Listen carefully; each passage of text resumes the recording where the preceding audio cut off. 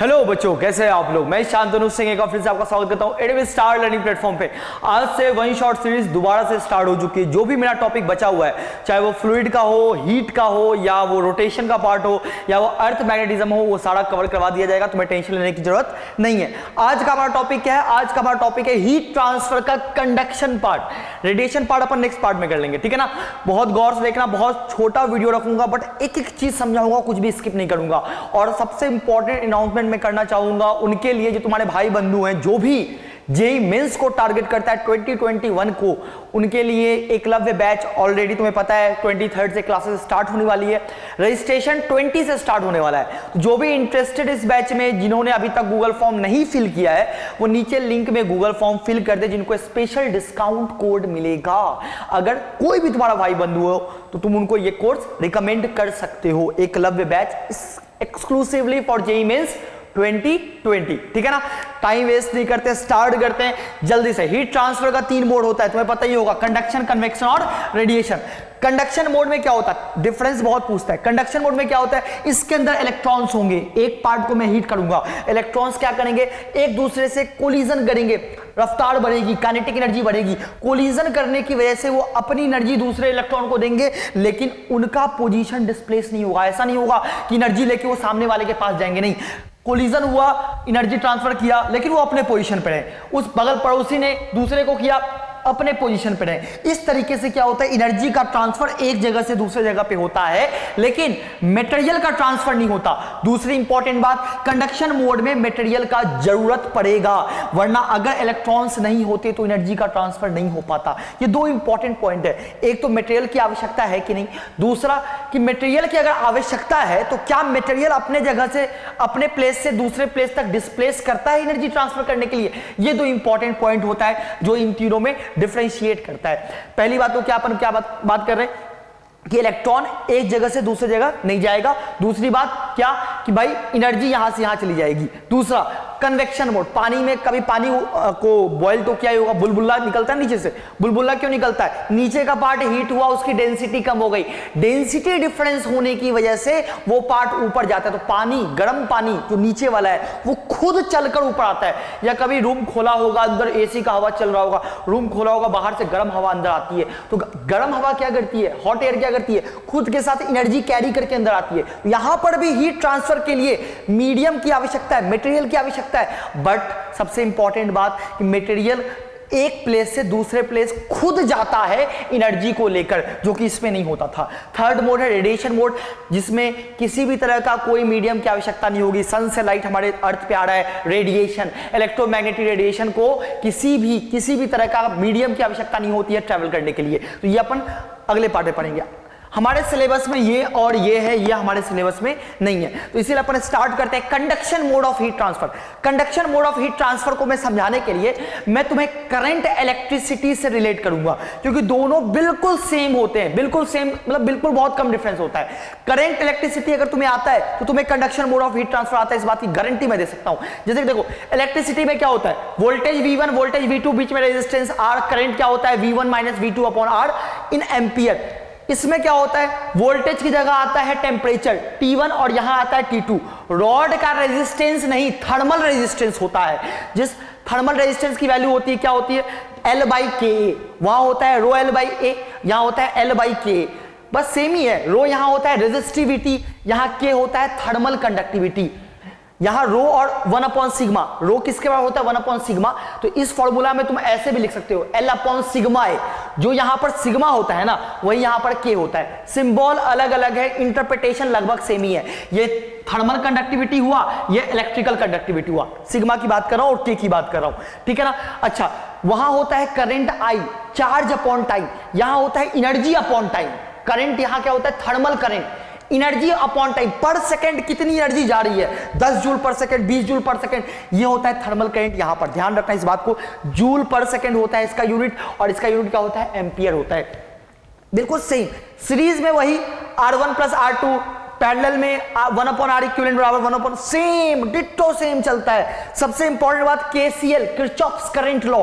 यहां पर जो तुम याद है, net incoming is equals to net outgoing, I1 + I2 बराबर I3, तो I1 + I2 यहां पे सेम होता है। बट यहां I1 I2 क्या होता है? थर्मल करंट होता है, बस डिफरेंस इतना होता है। अब इसे पता है क्या पूछता है, सबसे इंपॉर्टेंट इसमें पूछता है सवाल, जंक्शन का टेम्परेचर बताओ या जंक्शन का वोल्टेज बताओ।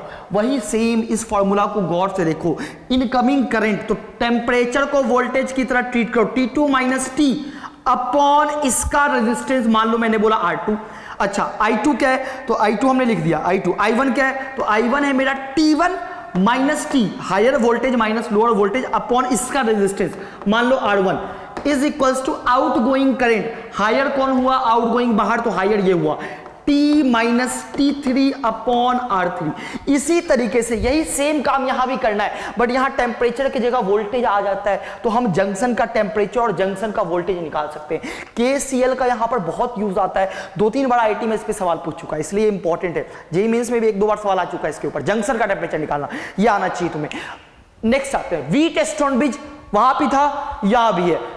बैलेंस वीट स्टोनब्रिज में क्या होता है, ये रेशियो सेम होता है, बस रेशियो सेम होगा तो बीच वाले में थर्मल करंट जीरो होगा, रेशियो सेम होगा तो बीच वाले में करंट जीरो होता है, पता है ना। ऐसे इस 2 पॉइंट का वोल्टेज सेम हो जाता है, करंट फ्लो नहीं करता, वही सेम काम होता है, बिल्कुल डिट्टो सेम होता है, जैसे यहां होता है वही सेम वहां होता है, कोई डिफरेंस नहीं होता। अच्छा ये कहां गया ये इंपॉर्टेंट है। पोटेंशियोमीटर में तुमने वोल्टेज ग्रेडियंट पढ़ा होगा, dV अपॉन dx, जो कि होता है नेट वोल्टेज का डिफरेंस अपॉन लेंथ। यहां पे होता है टेम्परेचर ग्रेडियंट, कि भाई 2 इंड का टेम्परेचर है T1 और T2, तो पर यूनिट चलने में टेम्परेचर का कितना ड्रॉप आया, तो टेम्परेचर ग्रेडियंट डिफाइन कैसे होता है, dt upon dx। Voltage gradient dV upon slope होता है, ग्रेडियंट क्या होता है, स्लोप, ढाल। तो ये क्या होता है, टेम्परेचर ग्रेडियंट होता है dt upon dx, voltage gradient होता है dV upon dx। Same ditto same formula. बताओ मुझे कहां डिफरेंस आ रहा है, इस पूरे में डिफरेंस तुम मुझे बताओ, बस सिंबॉलिक डिफरेंस है, फॉर्मूला में हल्का फुल्का सा इंटरप्रिटेशन अलग अलग है, बाकी सब कुछ ही सेम है। अगर तुम्हें करंट आता है, तुम्हें हीट ट्रांसफर आता है। मैं तुम्हें सवाल दिखाता हूं किस तरीके के सवाल पूछते हैं और कितने सिंपली मैं इस सवाल को डील कर सकता हूं, मैं तुम्हें दिखाता हूं। जैसे कि पहला सवाल है, देखो अब मैं तुमसे नॉर्मल सवाल तो नहीं पूछूंगा कि find R equivalent and find the thermal current की वैल्यू, 2 पैरेलल में लगा दिया, नहीं, मैं ऐसा सवाल नहीं पूछूंगा। नॉर्मली थोड़ा डिफरेंट सवाल करते हैं जिसकी प्रैक्टिस तुम्हें कम होगी। जैसे ये है, फाइंड के इक्विवेलेंट। जेईई मेंस में ऑलरेडी सवाल आ चुका है के इक्विवेलेंट निकालने के ऊपर। क्या रहता है, 2 रॉड है, मान लो दोनों सीरीज में जोड़े हुए हैं, दोनों का area of cross section same है, एक तरफ टेम्परेचर T1 है, एक तरफ टेम्परेचर T2 है, L1 K1 L2 K2। 2 तरीके का सवाल आता है, एक तो आता है कि जंक्शन का टेम्परेचर बताओ, और अगर इस रॉड को गायब करके मैं एक सिंगल रॉड बनाऊंगा तो उस रॉड में T1 T2 देने पर सेम करंट फ्लो करे, इसके लिए के इक्विवेलेंट की वैल्यू बताओ।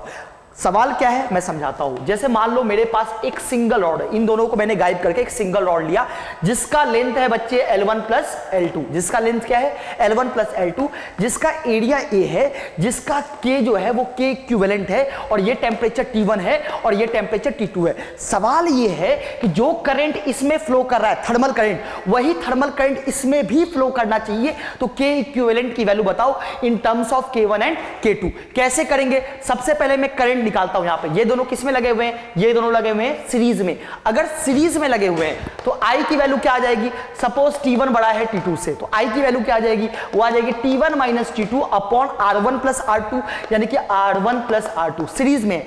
इसी चीज को मैं इसके बराबर कर रहा हूं, यहां पे क्या है करंट, यहां पे करंट है T1 माइनस T2 अपॉन, इसको बोल दो R इक्विवेलेंट, इसको क्या बोल दो R इक्विवेलेंट। अब तुम देखना गौर से, ये तो ये गयो 1 अपॉन R1 को क्या लिख सकते हो, L1 upon K1 into A। R2 को क्या लिख सकते हो, L2 upon K2 into A।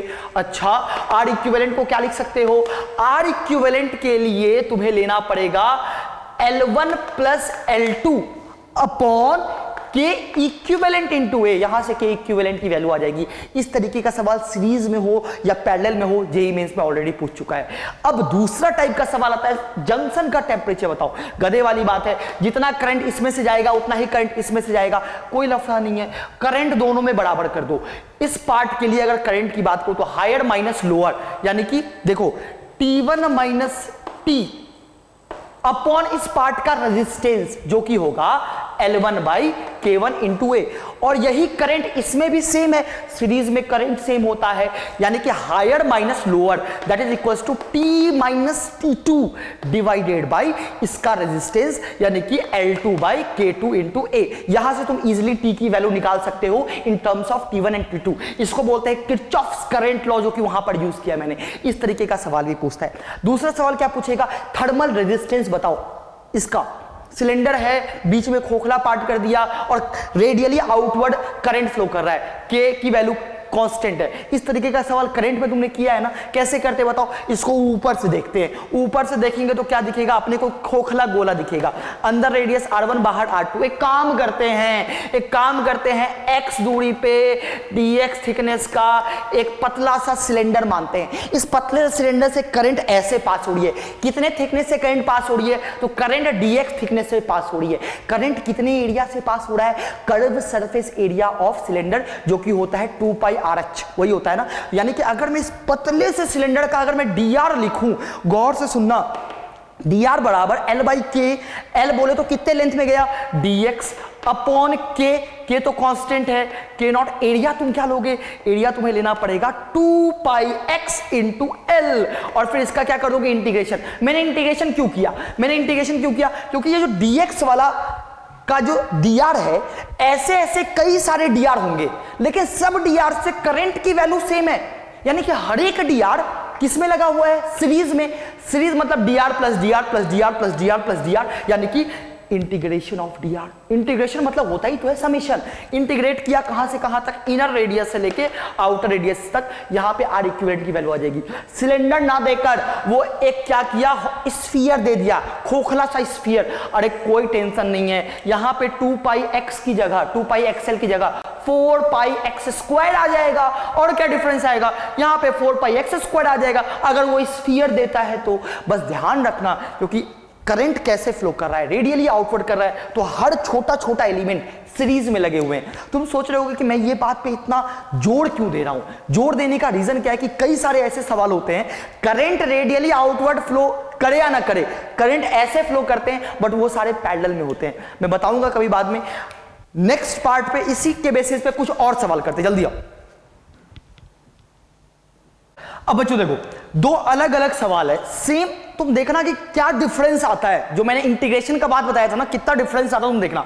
दोनों में करंट सेम तरीके से फ्लो कर रहा है, दोनों एक हॉलो सिलेंडर है, बट क्या है कि इसका जो कंडक्टिविटी है वो x के साथ ऐसे वेरी कर रहा है और इसका कंडक्टिविटी ऐसे वेरी कर रहा है। दोनों में जमीन आसमान का फर्क है। मैं तुम्हें दिखाता हूं। इसमें क्या होगा, जब तुम एलिमेंट चुनोगे तो तुम्हें एलिमेंट चुनना पड़ेगा एक सर्कुलर हॉलो सा प्लेट टाइप का, जिसके बीच में खोखला हो। अब तुम सोचो, सर्कुलर प्लेट का dr, सबसे पहले dr लिखो।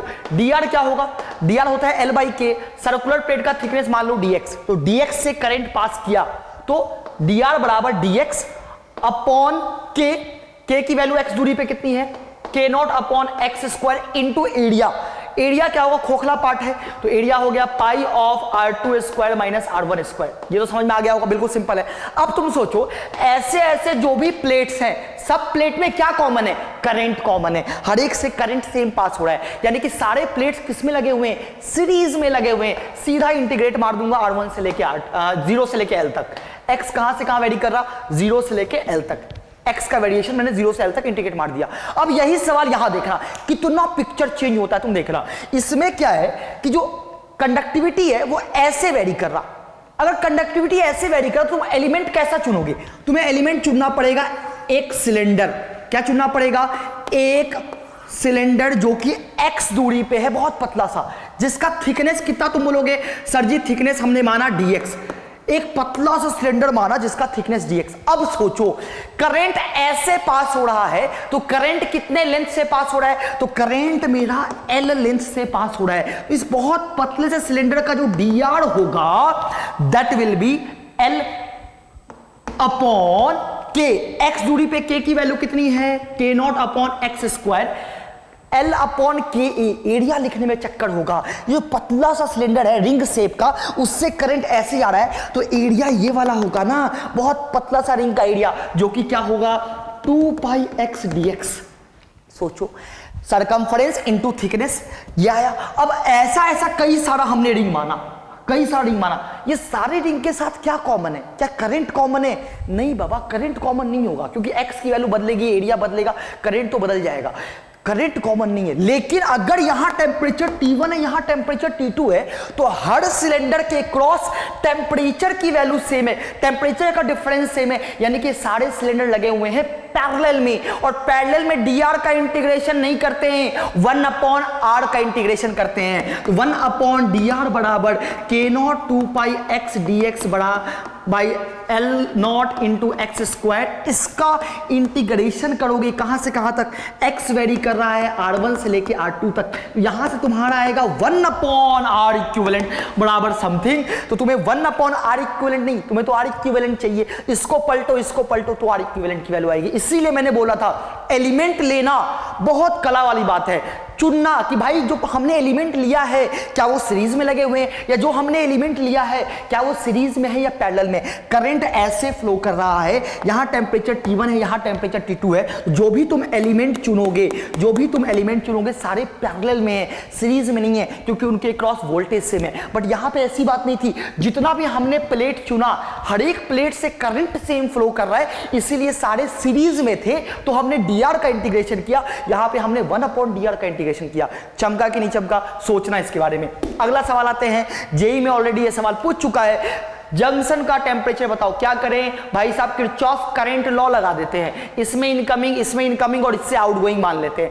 इनकमिंग बोले तो 0 माइनस T अपॉन इसका रेजिस्टेंस L/K प्लस, इसमें भी इनकमिंग है तो भाई साहब 100 हायर माइनस लोअर अपॉन इसका रेजिस्टेंस, यानी कि L/K is equals to outgoing, यानी कि ये ज्यादा ये कम, T माइनस 90 अपॉन इसका रेजिस्टेंस L/2KA। कूट काट करो, कुछ ना कुछ T की वैल्यू आ जाएगी। इस तरीके का सवाल तुम्हारी लाइफ में आएगा, घबराना मत, KCL को याद करना। अगला सवाल ये है, ये व्हीट स्टोन ब्रिज नहीं है गधे, R/2R मान लो ये थर्मल रेजिस्टेंस है, R/2R 1/2 और 2/1 बराबर तो नहीं होगा। उसने पूछा कि T3 T4 की वैल्यू बताओ in terms of T1 and T2। Sir ji ये कैसे बताए, अनबैलेंस्ड व्हीट स्टोन ब्रिज में कैसे निकालें? अरे भाई साहब अभी तो बताया, KCL Kirchhoff's current law, net incoming मान लो, यहां से इनकमिंग हुआ, इधर आउटगोइंग हुआ, इधर आउटगोइंग हुआ। अच्छा इधर क्या माने, इधर ऐसे मान लेते हैं और इधर ऐसे मान लेते हैं, कुछ भी मान लो, कोई भी आर्बिट्री डायरेक्शन मान लो, बस इक्वेशन सही लिखना, गलती होने का चांस ही नहीं पैदा होता। यहां से यहां करंट जा रही है, कैलकुलेशन देखना, T1 minus T3 upon R, ठीक है, यहां से यहां बटी, दो जगह बटी, इज इक्वल्स टू नीचे गई, यानी कि T3 माइनस T4 अपॉन इसका रेजिस्टेंस मैंने दिया नहीं है ना, इसको मान लो R, मान लो मैंने देना चाहिए था वैसे, R प्लस इधर करंट गया T3 minus T2 upon 2R। Equation number पहला हो गया तैयार। सिमिलरली नीचे वाले जंक्शन के लिए लगा दो KCL, नीचे वाले जंक्शन पे 2 इनकमिंग है, 1 आउटगोइंग है। इनकमिंग बोले तो T1 minus T4 upon 2R plus दूसरा भी incoming T3 minus T4 upon R is equals to outgoing बोले तो T4 minus T2 upon R। तुम देखो तो 2 इक्वेशन 2 अननोन, आराम से तुम T3 T4 की वैल्यू निकाल सकते हो इन terms of T1 and T2। Unbalanced wheat stone bridge भी रहा तो भी तुम यहां पर सॉल्व कर सकते हो, बैलेंस रहेगा तो कोई लफड़ा ही नहीं, इसमें तो करंट ही पास नहीं करेगा, यहां का वोल्टेज सेम होगा, खत्म हो गया बात। अगले सवाल पे आते हैं, इसको बोलते हैं टेम्परेचर ग्रेडियंट के ऊपर सवाल। अब देखो मैं तुम्हें एक बात बता रहा हूं, एक रॉड है, यहां पर टेम्परेचर T1 है, यहां पर टेम्परेचर T2। मैंने तुम्हें सबसे पहला सवाल पूछा कि भाई इसका लेंथ L है, कंडक्टिविटी K है, जो कि कांस्टेंट है। K क्या है भाई साहब, K कांस्टेंट है, एरिया क्रॉस सेक्शन A है। बताओ कि इसमें करंट कितना फ्लो कर रहा है। गधे भी बता दे कि भाई साहब जो करंट Q/T है वो है टेम्परेचर का डिफरेंस, T1 बड़ा है, यानी कि T1 minus T2 upon resistance, और रेजिस्टेंस मेरा क्या है L/K इंटू A। तुमने बोल दिया कि सर जी ये है मेरा करंट, मैंने बोला किसी x दूरी पे इस पॉइंट का टेम्परेचर T बताओ। तुमने क्या बोला, x दूरी पे टेम्परेचर T बताना है, तो एक काम करते हैं ना, KCL लगा देते। इतना क्यों करें, करंट निकाल के हमने छोड़ दिया, इस T के लिए हमने लगा दिया KCL। क्या आया, T1 माइनस T अपॉन इतने पार्ट का रेजिस्टेंस x अपॉन K बराबर टोटल करंट। भाई इसमें करंट और ये करंट दोनों बराबर ही तो होगा, ये होगा T1 minus T2 upon L upon K। काट पीट करोगे ना तुम्हें पता है क्या आएगा। तुम देखो ये क्या लिखा हुआ है, मैंने टेम्परेचर ग्रेडियंट को बराबर किया है। ऑब्वियस सी बात है अगर के की वैल्यू सेम है तो टेम्परेचर ग्रेडियंट सेम होगा। ये टेम्परेचर ग्रेडियंट को बराबर किया है। जब तुम यहां पर टी निकालोगे, तो टी एक लीनियर फंक्शन आएगा, y is equals to minus of mx plus c, y is equals to minus of mx plus c. जब मैंने इस फंक्शन को, t वाले फंक्शन को प्लॉट किया विथ रिस्पेक्ट टू x, तो ये ग्राफ कुछ ऐसा दिखा। लीनियर फंक्शन है, स्ट्रेट लाइन है, तो ग्राफ ऐसा ही दिखेगा। जैसे जैसे आगे जा रहे हो टेम्परेचर कम हो रहा है, T1 से घटता घटता टेम्परेचर T2 तक आ गया जब x की वैल्यू L के बराबर आ गई। इसका स्लोप क्या रिप्रेजेंट कर रहा है, सबसे इंपॉर्टेंट बात ये है, यानी कि इसका स्लोप जो है वो अपने को रिप्रेजेंट कर रहा है dt upon dx। dt upon dx तो टेम्परेचर ग्रेडियंट होता है, ले dt अपॉन dx होता है टेम्परेचर ग्रेडियंट। अब मेरी बात सुनना गौर से, मान लो x दूरी पे मैंने dx थिकनेस का एक पतला सा हिस्सा लिया, dx थिकनेस वाले हिस्से का रेजिस्टेंस मैंने बोला dr। मैंने बोला एक बात बताओ, इस हिस्से के लिए dt अपॉन dx की वैल्यू क्या होगी। इस हिस्से में टेम्परेचर ड्रॉप है dt, देखना जरा गौर से, dt अपॉन में इस हिस्से का अगर रेजिस्टेंस से डिवाइड कर दूं, रेजिस्टेंस क्या होता है L बाई के इज इक्वल्स टू भाई करंट I की वैल्यू तो कांस्टेंट है। यानी कि तुम देखो, अगर तुम गौर से देखो, L नहीं करो सॉरी, dx अपॉन के, इस पतले से हिस्से की बात करो, टेम्परेचर ड्रॉप अपॉन उस पतले से हिस्से का रेजिस्टेंस, दिख रहा है ना तुम्हें। अच्छा एक बात बताओ, यहां से क्या आ गया, dt अपॉन dx बराबर I इंटू के इंटू ए, कुछ ऐसा ही आ रहा है ना, सॉरी I के इंटू ए ऊपर गया तो नीचे में आ गया ये I इंटू के इंटू ए, दिख रहा है ना। इससे पता है इंपॉर्टेंट बात क्या आई कि टेम्परेचर ग्रेडियंट I अपॉन के है, लेकिन यहां पे एक माइनस साइन यूज कर लो। क्यों? क्योंकि जब तुम लेफ्ट से राइट में बढ़ रहे हो टेम्परेचर की वैल्यू कम हो रही है, और अगर टेम्परेचर की वैल्यू कम हो रही है तो final temperature minus initial temperature की वैल्यू निगेटिव आएगी। उस निगेटिव साइन को एडजस्ट करने के लिए मैंने यहां पर निगेटिव लगाया। यानी कि जो स्लोप है, इस लाइन का जो स्लोप है वो है माइनस I अपॉन के। अब मेरे को एक सवाल दिया गया है, भाई एक रॉड है, दो रॉड है, दोनों सीरीज में लगे पड़े हैं, सीरीज में लगे, एक तरफ टेम्परेचर T1 है और एक तरफ टेम्परेचर T2 है। दोनों रॉड को मैंने एक ग्राफ पे प्लॉट कर दिया टेम्परेचर की वैल्यू। मैंने क्या देखा, ये ऐसे गया और ये फिर ऐसे गया। मैंने बोला इस रॉड की कंडक्टिविटी K1 है, इस रॉड की कंडक्टिविटी K2 है, कंपेयर करो K1 K2 में। तुम सोच के बताओ कि स्लोप, इस लाइन का स्लोप क्या दे रहा है, -1 अपॉन के। दिख भी रहा है इसका स्लोप निगेटिव है, इसका भी स्लोप निगेटिव है। यानी कि जिसकी के की वैल्यू छोटी उसका स्लोप, जिसकी के की वैल्यू छोटी उसका स्लोप निगेटिव में ज्यादा, जिसकी के की वैल्यू बड़ी उसका स्लोप निगेटिव में कम। निगेटिव में ज्यादा, निगेटिव में कम मतलब क्या हुआ, किसी का स्लोप -2, किसी का स्लोप -5। तो -5 वाले को मैं बोल रहा हूं कि निगेटिव में स्लोप ज्यादा है।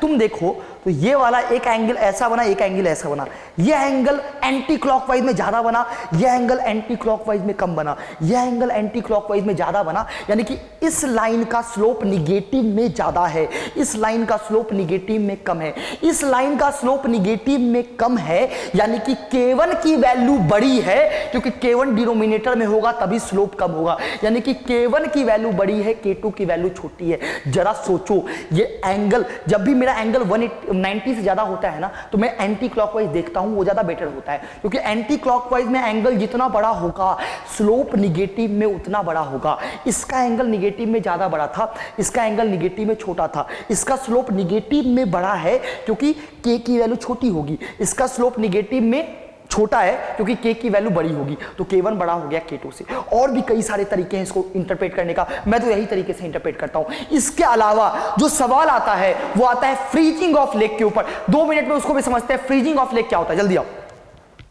देखो बच्चों, फ्रीजिंग ऑफ लेक क्या होता है तुम्हें पता होगा। अंटार्कटिका में क्या होता है, बर्फ का लेयर ऊपर जम जाता है, नीचे पानी होता है, ऊपर बहुत कम टेम्परेचर होता है और लेक की थिकनेस फ्रीज होती जाती है। इसका प्रूफ तुम एससीबी में देख सकते हो, एग्जाम्पल में दिया गया है। प्रूफ मैं नहीं बताऊंगा। इसमें इंपॉर्टेंट रिजल्ट क्या है, जो फ्रीजिंग ऑफ लेक है, जो थिकनेस ऑफ लेक है, वो डायरेक्टली प्रोपोर्शनल है √T के। टी बोले तो यहां पर time, Y thickness of lake is directly proportional to √ऑफ टाइम। ये इंपॉर्टेंट है, जिसके ऊपर सवाल आता है। तो इसका ग्राफ कैसा होगा, इसका ग्राफ ऐसा होगा। ये मैंने क्या बताया, ये वाई वर्सेस टी का ग्राफ जो होगा ये ऐसा होगा कि भाई थिकनेस पैरा बोला है ना यार, Y square equals to T, तो ग्राफ तो ऐसा ही तो होगा, ये ग्राफ ऐसा होगा। ये ग्राफ याद रखना। प्रूफ के लिए तुम एससीबी रेफर कर सकते हो, बहुत सिंपल है। बाहर का टेम्परेचर -3 डिग्री सेल्सियस है, अंदर का टेम्परेचर 0 डिग्री सेल्सियस है और ये लेक फ्रीज हो रही है। सवाल कैसा पूछता है, इसके बेसिस पे थिकनेस और टाइम के बेसिस पे कैसे सवाल पूछता है वो मैंने वहां पे करवाया है। एक ही सवाल है बट बहुत इंपॉर्टेंट है। सवाल क्या है कि 10 minute it takes to freeze 2 centimetre ice. 10 minute लगता है 2 सेंटीमीटर को फ्रीज होने में। How much time will it take to freeze further 2 centimetre, और 2 सेंटीमीटर फ्रीज होने में कितना टाइम लगेगा। मैक्सिमम बच्चे क्या करते हैं कि 10 मिनट लगाए तो 10 + 10 यानी कि 20 मिनट लगेगा, जो कि आंसर बिल्कुल गलत है। क्योंकि फ्रीजिंग ऑफ लेक का जब हमने डेरिवेशन किया था ना, तो मैं एक बात बता दूं, जब इंटीग्रेशन डाला गया था तो t = 0 पर हमने लेक का थिकनेस को 0 एज्यूम किया था। इसीलिए जो भी मेरा कैलकुलेशन बेस्ड होगा वो 0 थिकनेस पर बेस्ड होगा। यानी कि तुम्हें कैसे करना है, देखो y1/y2 बराबर √T1/√T2, लेकिन y1 को अगर तुम 2 सेंटीमीटर लेते हो, y2 को तुम्हें 2 नहीं, तुम्हें 4 लेना पड़ेगा। 0 से कंपेयर करना है। अंडर रूट टाइम, कितना टाइम लगा, 10 मिनट। यूनिट का कोई चक्कर नहीं है, यूनिट कट रहा है, बाय √T2 स्क्वायरिंग करो। 1/4 = 10/T2। T2 की वैल्यू आ गई 40 मिनट। 40 मिनट लगा 0 से 4 सेंटीमीटर होने में।